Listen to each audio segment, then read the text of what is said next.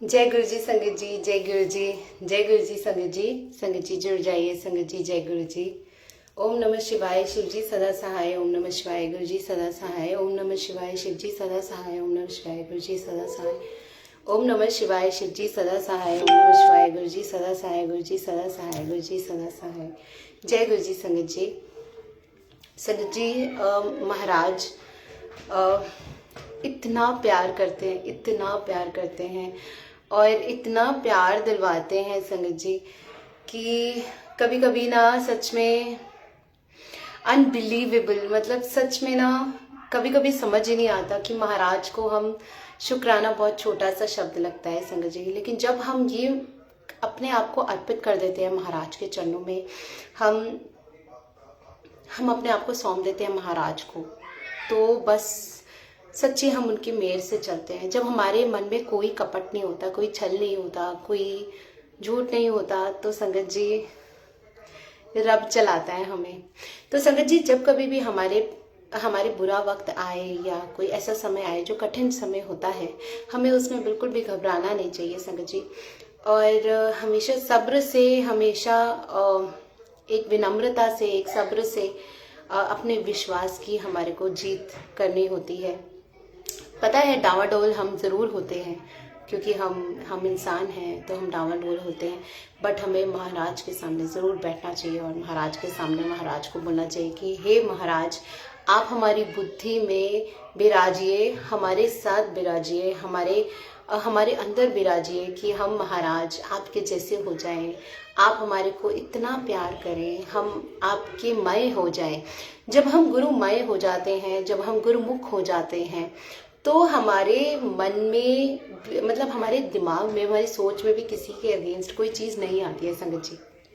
जब हम किसी को इतना प्यार करने लगते हैं, जब हम महाराज के हो लेते हैं, तो संगत जी राहें महाराज बनाते हैं और महाराज वहाँ राहें बना देते हैं जहाँ पे उम्मीद भी नहीं होती। जो नेक्स्ट टू इम्पॉसिबल चीज़ें होती हैं ना, वो महाराज जो है उसको पॉसिबल करके दिखाते हैं संगत जी। इसमें कोई दो राहें नहीं है संगत जी, बस विश्वास की जीत होनी चाहिए। मतलब ये विश्वास की जीत है। और हमेशा एक चीज़ याद रखिएगा कि हाउ वी रिएक्ट, हम रिस्पॉन्स कैसे देते हैं अपने प्रॉब्लम्स को, ये बहुत ज़रूरी, ये इम्पॉर्टेंट होता है। जैसे हमारे को कोई भी प्रॉब्लम आई, हम सबसे पहले क्या करते हैं, हम सबसे पहले इधर उधर कॉल करते हैं या कुछ करते हैं, रादर देन अगर हम महाराज को कॉल करें, महाराज की कॉलिंग करें या महाराज के सामने बैठे और उनको अपनी सबसे पहले प्रॉब्लम बताएं कि ये हमारी प्रॉब्लम है, आप देखो क्या हो क्या रहे, तो महाराज कहते हैं अब ये मेरी अब ये मेरी जिम्मेदारी है कि मैं इसको डायरेक्शन दूँ, अब मैं देखूं कि ये क्या है संगत जी। तो संगत जी हमेशा एक चीज़ हमारे को याद रखनी चाहिए कि अगर हम महाराज के साथ जुड़ते हैं तो सबसे पहले बिल्कुल अतः प्रेम से एक विश्वास, पूर्ण विश्वास कि हमारा साहिब जो है वो हमारे को हिलने नहीं देगा, हमारे को डगमगाने नहीं देगा, हमको कहीं गिरने नहीं देगा, क्योंकि महाराज कभी हमें गिरा नहीं सकते, उल्टा वो तो गिरे हुए को उठाते हैं। अगर हम टूटे हुए हैं तो वो हमें जोड़ते हैं। तो हम कैसे बोल सकते हैं कि हमारे प्रॉब्लम्स, महाराज हमारे को प्रॉब्लम्स, अगर हम प्रॉब्लम्स में हैं तो महाराज हमारे को, अगर हम प्रॉब्लम में हैं तो महाराज हमारी प्रॉब्लम्स को सॉल्व नहीं करेंगे। तो संगत जी मैं बताऊं आपको कि कभी भी हम अगर प्रॉब्लम्स में होते भी हैं तो भी हमारे को कभी भी इस तरीके से रिएक्ट नहीं करना चाहिए कि मतलब क्या ये महाराज कर रहे हैं। प्रॉब्लम्स कभी भी महाराज नहीं करेंगे, क्योंकि महाराज हमारे को हमेशा जोड़ने का काम करते हैं। अगर हम टूटते हैं तो वो फेविकॉल की तरह हमें जोड़ते हैं, अगर हम बिखरते हैं तो वो हमारे को फिर उठाते हैं, और अगर हम क्या बोलते हैं खिलौने की तरह टूट जाते हैं तो वो हमारे को जोड़ते हैं संगत जी। तो संगत जी हमेशा एक चीज़ हम याद रखें कि कभी भी हम महाराज को, जब भी हम महाराज के साथ जुड़े तो हम कभी भी ये ना सोचें कि ये जो हमारे साथ लाइफ में प्रॉब्लम्स हो रही हैं, इट इज़ बिकॉज कि कहीं ना कहीं हमारे, मतलब विश्वास में कभी क्वेश्चन मार्क मत लगने दीजिएगा, क्योंकि जिस दिन विश्वास में क्वेश्चन मार्क लग गया, जिस दिन हमने उन पे क्वेश्चन मार्क लगा दिया, महाराज पे क्वेश्चन मार्क लगा दिया, तो उस दिन हमारी लाइफ शून्य, ज़ीरो। तो इसलिए हमारे को कभी भी महाराज के ऊपर क्वेश्चन मार्क नहीं लगाना चाहिए संगत जी। इसी से ही मैं आपको एक सत्संग सुनाती हूँ संगत जी। हाल फिलहाल का एक सत्संग है। जब अभी आपका धनतेरस था, तो उस दिन से मेरे को फूड पॉइजनिंग स्टार्ट हो चुका था एंड फूड पॉइजनिंग धीरे धीरे करके बहुत ज़्यादा बढ़ रहा था। बट मुझे नहीं पता चला, तो अगले दिन भी मैंने नहीं दिखाया। छोटी दिवाली वाले दिन तक रात तक मेरे को वॉमिटिंग्स इतनी सीवियर हो चुकी थी कि मेरे हरे रंग का पानी तक निकल गया था बॉडी से। एंड अगले दिन जब बड़ी दिवाली वाले दिन मैं जिस डॉक्टर के पास गई थी जिसको दिखाने के लिए, उसके बाद उसने जो प्रिस्क्राइब किया था मुझे, वो मैं एक रैंडमली किसी केमिस्ट के पास गई, तो उनको जो केमिस्ट की शॉप से मेरे को जो मेडिसिन उन्होंने देनी थी, वो मेडिसिन उन्होंने मुझे गलती से गलत दे दी। तो मतलब वो जैसे होता है ना कि पीसेस काट के दे दी, तो मेरे को नाम तो पता ही नहीं था कि इन्होंने क्या दी, उनको लिखाई नहीं पता चली। तो वो जो मेडिसिन है वो मुझे रिएक्ट कर गई और रात तक मेरी इतनी तबीयत खराब थी संगत जी कि मैं आपको बता नहीं सकती। मेरे बॉडी के अंदर से लास्ट बूंद तक का पानी जो था, वो हरे रंग का पानी, वो तक निकल चुका था और ऐसा हो रहा था कि शायद मुझे एडमिट करवाना पड़ेगा। बट मेरे मम्मी पापा जो हैं वो थोड़े मतलब ओल्ड एज में की तरफ हैं और फिर मेरी बेटी भी छोटी है, तो मुझे कौन लेके जाता, तो इसलिए मैंने ज़्यादा अपनी मम्मी को उस टाइम बताया भी नहीं कि मेरी ज़्यादा तबीयत ख़राब है। उनको पता तो चल रहा था कि मैं अनईजी फील कर रही हूँ, लेकिन मैं जाके बस मैंने महाराज के वहाँ पर एक जो तिलक का एक कटोरी थी, उस तिलक को मैंने लिया, अपने माथे पे लगाया संगत जी, और मैंने महाराज को बोला, महाराज अब आप ही का सहारा है, अब आप ही हैं। क्योंकि इस समय दिवाली वाले दिन तो मैं अपने पेरेंट्स को नहीं बोल सकती कि मुझे आप हॉस्पिटल लेकर जाइए एडमिट करने के लिए। तो मैंने वो तिलक लिया और वो मैंने तिलक लगाया। छोटी दिवाली वाले दिन मैंने गुरु महाराज जी को ज़रूर एक बार अरदास की थी कि महाराज मेरा बहुत मन है कि मैं आपकी सेवा करूं, आज के दिन मैं बहुत प्यारी सी बन के मैं आपके लिए सत्संग गुणगान करूं। तो महाराज ने मेरे को बहुत ज़्यादा ब्लेस किया। आधे घंटे के अंदर मैं पूरी रेडी होके मैंने महाराज का सत्संग गुणगान किया। उसके अगले दिन संगत जी मैंने महाराज से फिर से अरदास करी कि महाराज प्लीज़ आप खाली एक ही घंटे के लिए भले, बट मुझे आप प्लीज़ थोड़ी सी मेरे को अंदर एनर्जी दे दीजिए कि मैं आपके साथ बैठ के पूजा कर पाऊँ, क्योंकि मेरे को दिवाली की पूजा करनी है घर में, क्योंकि मैं तो एक रूम से दूसरे रूम तक भी नहीं पहुँच पा रही थी।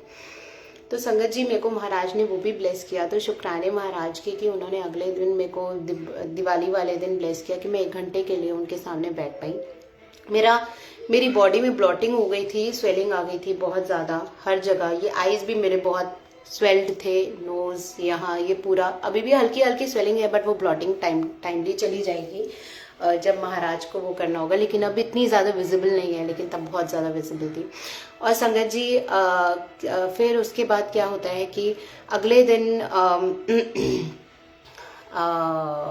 मतलब अगले दिन जो है शाम को मुझे जो गीतू आंटी हैं उनका फ़ोन आया और उन्होंने मुझे देखा और उन्होंने मुझे बोला कि ये तो भाई बहुत ही ज़्यादा सीवियर हो रहा है, तो वो ब्लेसिंग्स के लिए, प्रार्थना के लिए, देखिए एक संगत दूसरी संगत की मदद के लिए ही आज जाती है, मेरे को तो ऐसा लगता है।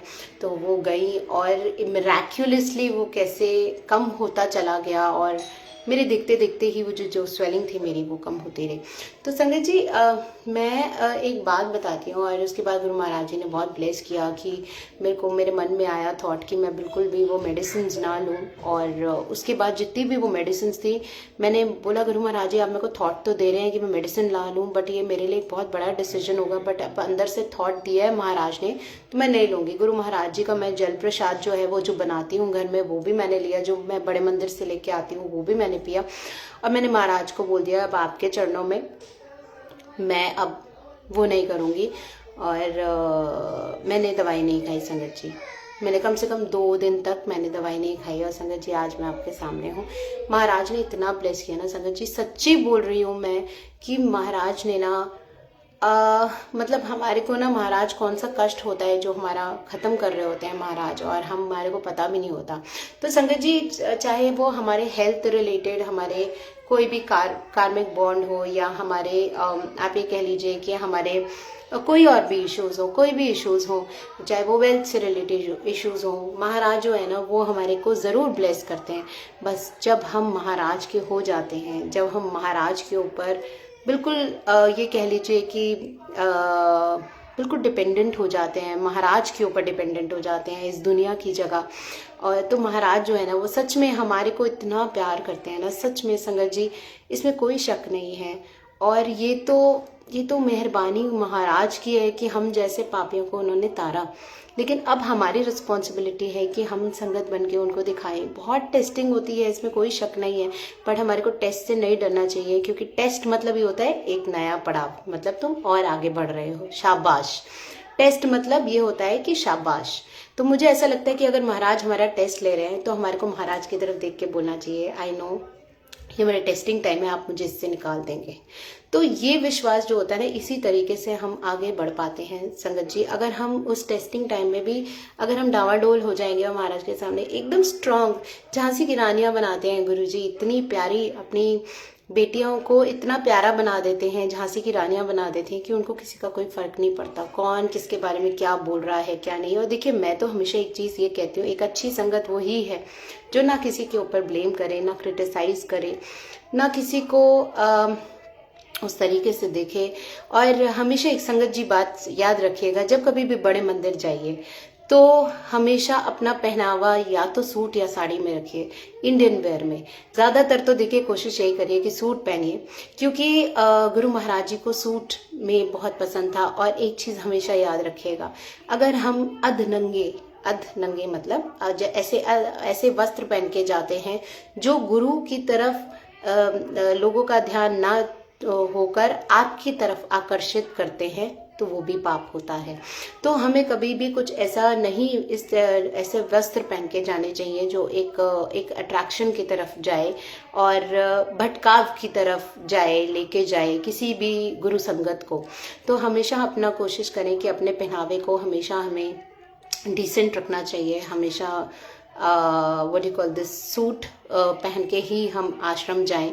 इस गरिमा को हम हमेशा कायम रखें कि हम अगर वहाँ जा रहे हैं तो हमें इस चीज़ का बिल्कुल ध्यान रखना चाहिए कि हम वहाँ पर अब जैसे मैंने देखा है कि जो ग्रोइंग लड़कियां होती हैं, 10+ लड़कियां, वो भी जीन्स पहन के आ जाती हैं या टॉप पहन के आ जाती हैं। नहीं करना चाहिए संगत जी। अगर हमें पता है कि हम मंदिर जा रहे हैं, हमें पता है कि हम महाराज के गुरु स्थान जा रहे हैं, तो हमें सूट पहन के जाना चाहिए और हमारे को उसको प्रमोट करना चाहिए कि वो पहन के जाएं। ग्रोइंग जितनी भी बच्चियां हैं और बच्चों, लड़कों को भी हमारे को जो है प्रमोट करना चाहिए। जो अंकल हैं हमारे, उनको भी यही बोलना चाहिए, आंटियों को भी। तो हमारे को हमेशा इस चीज़ का ध्यान रखना चाहिए, क्योंकि अब मैं देख रही हूँ जैसे जिस तरीके से कभी कभी आंटियां भी कभी कभी ऐसे वस्त्र पहन के आती हैं आपके बड़े मंदिर, long what you call this, dresses पहन के आ जाती हैं आश्रम में। तो हमारे को इस चीज़ का हमेशा ध्यान रखना चाहिए कि अगर हम बड़े मंदिर आ रहे हैं तो हम बड़े मंदिर की गरिमा को हमेशा सर माथे रखें, क्योंकि एक गुरु को, अगर वहाँ पे गुरु का काम होता है कि हम सिर्फ गुरु की तरफ उनका ध्यान आकर्षित करें। अगर हम गुरु की जगह उनको अपनी तरफ आकर्षित, तो हमारे को उस तरीके के वस्त्र नहीं बिल्कुल भी पहनने चाहिए कि हमारी तरफ उनका आकर्षण हो। तो सूट पहन के जाएं, अच्छे बन के जाएं, प्यारे बन के जाएं, लेकिन कभी कोई ऐसा वस्त्र ना पहने। गुरु जी को हमेशा वही बहुत पसंद थी आंटियां जो सूट पहनती थी। तो सूट पहन के जाइए। एक प्रोटोकॉल होता है, जो एक गरिमा होती है एक जगह जाने की, हमारे को उसको हमेशा ध्यान रखना चाहिए। और हमारे को बड़े मंदिर के जो भी, जब हम कभी भी जाएं या किसी को भी लेके जाएं, तो हम उनको पहले से वहाँ के नियम ज़रूर बता दें कि वहाँ के नियम क्या है, क्योंकि वहाँ के नियम थोड़े से अलग हैं बाकी जगहों से। तो हमारे को उस चीज़ का बिल्कुल हमारे को ध्यान रखना चाहिए, जहाँ धक्का मुक्की ना हो। और बिल्कुल बड़े मंदिर के हमारे को बिल्कुल जो भी हमारे प्रोटोकॉल्स होते हैं, जो सबको पता ही है ऑलमोस्ट, अगर आप संगत हैं तो हम ज़रूर उस चीज़ का ध्यान रखें। अगर हम घर में सत्संग कर रहे हैं तो उसको मैं ये कहती हूँ, अगर है तो बड़ा करिए, नहीं है तो आप छोटा भी घर में सत्संग कर सकते हैं। उसके लिए आपको कुछ विशेष रूप से कुछ करने की जरूरत नहीं है संगत जी। संगत जी, कभी भी महाराज जो है ना, वो छोटे से छोटे घर में भी आके उतनी ही ब्लेसिंग्स देते हैं जितने की बड़ी।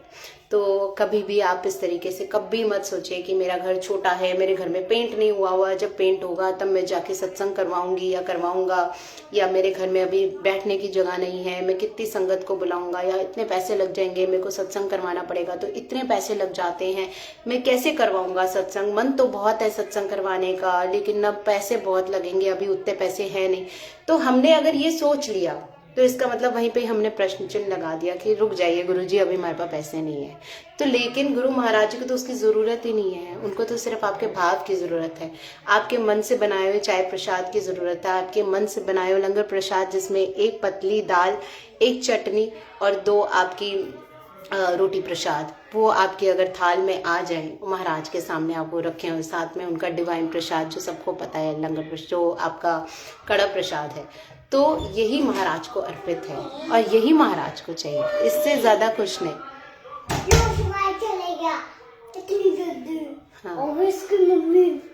हाँ तो मैं थक गई। ओके, मैं अभी आपको सुना। तो संगत जी तो संगत जी हमारे को कभी भी महाराज को अपने यहाँ सत्संग में बुलाने से पहले हमारे को कभी भी ये चीज़ नहीं सोचनी चाहिए कि क्या हम महाराज को अगर हम बुला रहे हैं तो हमारे को पेंट करवाना है या हमारे को इतनी डेकोरेशन करनी है, इतनी ये करनी है। कुछ नहीं करना संगत जी, नथिंग ही। वो उनको हमारी क्या औकात, जो उन्होंने हमें दिया हम उनको दे भी सकें। तो मैं तो ये कहती हूँ कि गुरुजी इतना नीवा रखिएगा कि जो आपने हमें दिया है वो हम बिल्कुल झुक के आपको अर्पित करें।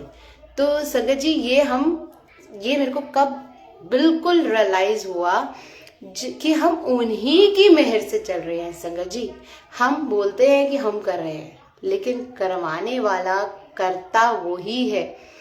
अगर आप इस समय यहाँ बैठे हैं, इस आपकी रचना में, आपके दिमाग में गुरु महाराज जी की मेहर है, आपके ऊपर मेहर बरस रही है, गुरु महाराज जी की कृपा है, आपकी ब्लेसिंग्स है, गुरु महाराज जी की अथाह ब्लेसिंग्स हैं, जो आप यहाँ बैठ के इतनी रचना से आप कोई सत्संग सुन रहे हैं। तो सत्संग सेवा सुनना भी उतनी ही बड़ी सेवा होती है जितनी बड़ी सत्संग सेवा करना। तो हम महाराज के यहाँ पे बस नीवे होके रहे, महाराज को बोले महाराज कभी भूल करके भी हमारे कभी घमंड ना आए महाराज, कभी भी महाराज हमारे को ना कभी भी उस ऐसे लेवल पे लाके कभी हमारे को खड़ा ना करें कि हम कभी ये बोले कि मैं कर रहा हूँ या कर रही हूँ। तो संगत जी हमेशा महाराज के नीवे होके चलिए, महाराज की मेहर अताह है, शुक्राने ही शुक्राने महाराज के। सच में मैं हमेशा एक बात बोलती हूँ, मेरा आपकी कृपा से सब काम हो रहा है, करते हो आप गुरुजी मेरा नाम हो रहा है, मेरा आपकी कृपा से सब काम हो रहा है। तो संगत जी आप सब बहुत ब्लेस्ड रहें, गुरु महाराज जी आप सबको बहुत सारी ब्लेसिंग दें, महाराज आपके घर में हमेशा विराजमान रहे, आपकी हर अरदास को महाराज जो है ना वो सुने और महाराज आपको सब्र बख्शे, आपका विश्वास और ज्यादा जगाए। तो इसी से ही मैं आज का सत्संग पूर्ण करती हूँ। महाराज आप सबको बहुत सारी ब्लेसिंग्स दे। तो जय गुरु जी, बेअंत शुक्राना गुरु जी महाराज का, अनंतम शुक्राना गुरु जी महाराज का। ओम नमः शिवाय, शिव जी सदा सहाय, ओम नमः शिवाय, गुरु जी सदा सहाय। जय गुरु जी, जय गुरु जी, शुक्राना गुरु जी।